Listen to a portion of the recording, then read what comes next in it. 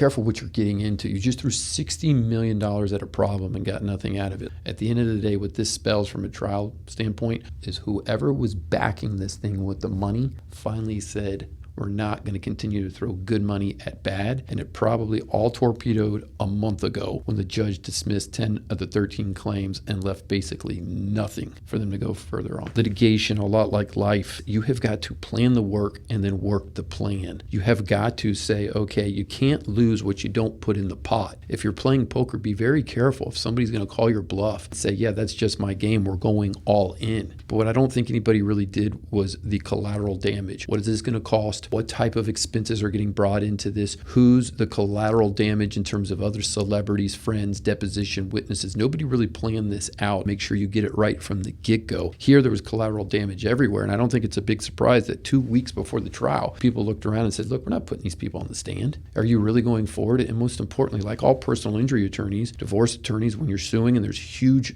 dollars in line, you have to be able to have a realistic conversation with your client to say, is there any juice at the end of this thing? Is the juice going to be worth the squeeze? If not, what are we doing it for? What do you want, an apology? That's never coming. So before you pull the trigger that we're going, damn the torpedoes, we're litigating like crazy, start running the math in your head. $1,000 an hour for these attorneys, every phone call, every email, discovery, subpoenas. And you have to weigh cost benefit in terms of dollar, stress, emotion. Is it worth it to go through the litigation? You've got to look at this and say, over the course of the last 2 years, $60 million later, the collateral fallout, reputation, harm, business interests, what is the lasting effect on this? Just like even somebody going through a divorce. What is this going to cause? Is the juice worth the squeeze? And if it's not, you got to pass on it. $60 million to me would be a driving force and a factor of an exit strategy. We talked about this almost a year ago where we asked, what is the exit strategy for these two?